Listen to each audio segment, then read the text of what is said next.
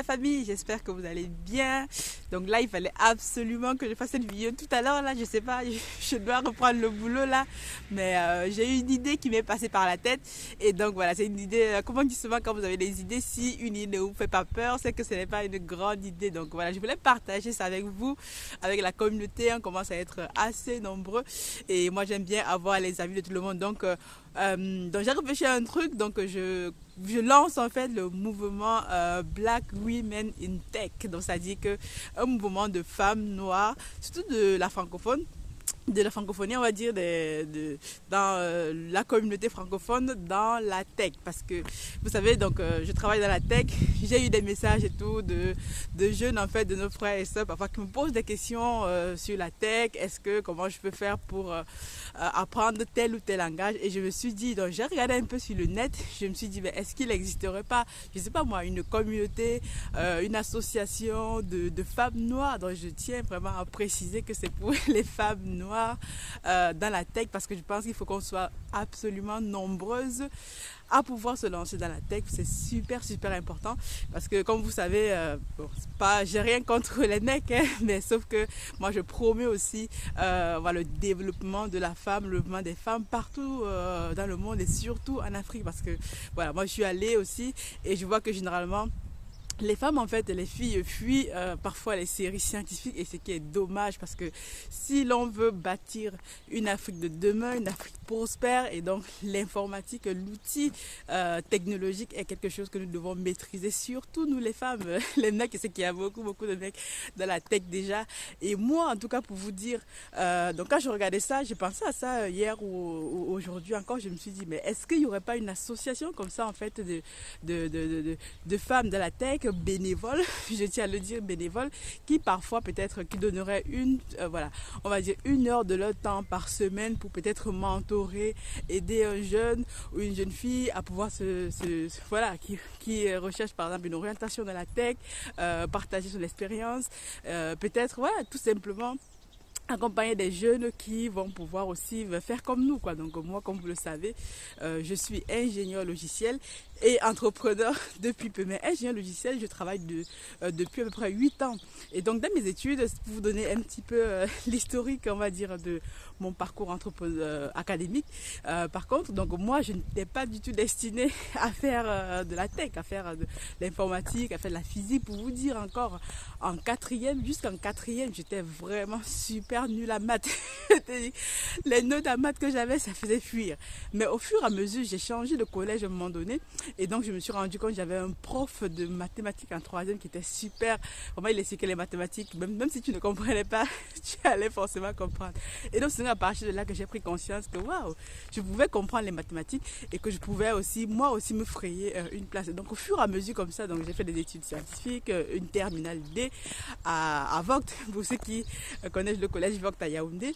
Et après, une prépa Vogt, donc ce sont des classes préparatoires aux écoles d'ingénieurs ici en France. Donc si vous connaissez sûrement ce programme prépa Vogt à Yaoundé, qui prépare des élèves à partir du bac, quoi. On fait un concours pour entrer à prépa Vogt, et moi j'ai fait ce concours là, et donc ça vous prépare. Donc voilà, vous connaissez les classes prépa, il faut bosser tous les jours, mais c'est vraiment de super formations. Et donc au fur et à mesure, nous on était quelques filles dans cette formation-là, et aujourd'hui toutes sont en France. Mais moi, quand j'arrive en France et tout, donc dans les filières où je suis, j'ai fait un master donc en technique spatiale et instrumentation, mais en master 1 par exemple, quand j'arrive et tout en astrophysique et technique spatiale, il n'y a pas beaucoup de filles, quoi. On est peut-être une dizaine par là, et je suis toujours la seule noire la seule camerounaise, donc la seule noire. Donc il n'y avait même pas de mec toujours la seule noire. Et pareil au fur et à mesure, master pro, pareil, seule noire. Et quand je commence à travailler dans mon boulot, donc je suis toujours entourée de mecs. Donc moi j'ai fait une scolarité toujours avec plein de mecs autour. Et donc au fur et à mesure de mes expériences, je suis entourée de mecs dans mes différentes expériences. j'ai toujours été la seule fille dans l'équipe. Généralement, c'est une équipe, voilà, quand vous faites un peu du dev, tout ça, back-end, en plus du back-end Python. Python, c'est un langage de programmation. Donc, vous avez toujours, voilà, vous, les gars, les garçons sont là, mais les femmes, les filles noires ne sont pas. J'étais toujours la seule. Et donc, au fur et à mesure, comme ça fait près de 8 ans que je travaille, et dans chacune de mes missions, moi, je suis en consulting. Je suis un client actuellement de la place, mais dans chacune de mes missions, expérience, je suis toujours la seule femme noire. Même actuellement, dans la mission dans laquelle je suis la seule fille.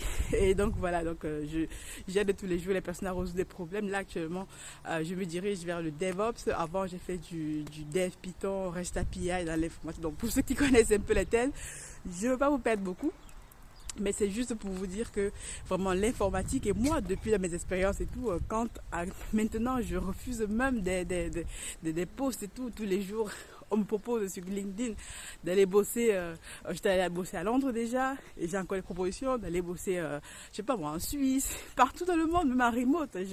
Et là, voilà, je n'ai même parfois pas le temps, et parfois on me demande des recommandations des personnes qui font du back-end Python, sont des compétences super recherchées. Et donc je me suis dit, mais parfois quand j'ai envie de recommander quelqu'un, comment je fais? On me dit, est-ce que vous connaissez quelqu'un que vous pouvez recommander dans votre entourage qui fait du Python? Et moi, je suis là, je dis, qui c'est que je vais recommander? Je ne connais personne. Et maintenant, je me suis dit, vu que on commence à avoir une bonne communauté sur cette plateforme, ce serait sûrement intéressant de pouvoir continuer à c'est deux voisines là qui me saluent. Ce serait intéressant de pouvoir continuer donc à recommander, à faire ce qu'on fait, ce que je fais là, faire du business et tout, mais aussi à pouvoir inspirer. Moi, c'est le but de cette chaîne, inspirer d'autres personnes, parler des problèmes que nous avons dans la communauté.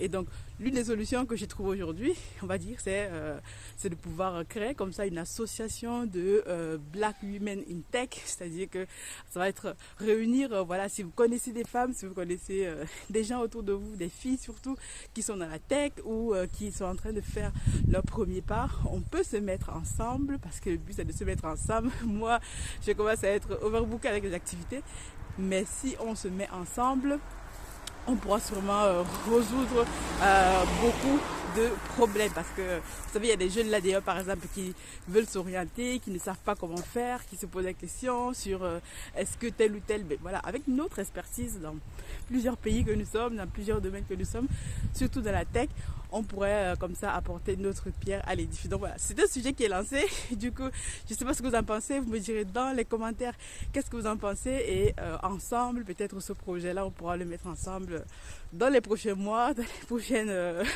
bien sûr, j'espère dans les prochains mois, si possible. Il y a une association bénévole à but non lucratif où les gens, voilà, les filles comme moi, donnent de leur temps, 30 minutes, 1 heure, même si on est super occupé comme moi, mais on peut le faire, c'est pour la bonne cause, quoi.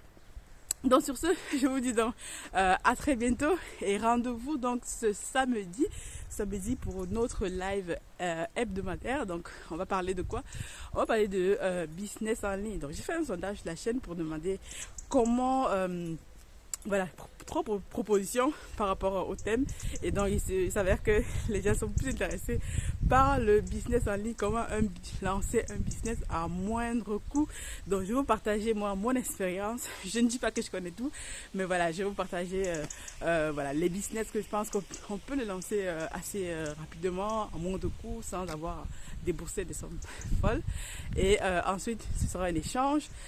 Si vous voulez intervenir, vous allez pouvoir intervenir sur la chaîne, et comme ça on discute et de nos problèmes, de ce qui nous fait grandir, tout ceci pour faire grandir la communauté. Je te dis donc à très bientôt, porte-toi bien, et surtout God bless. Ciao.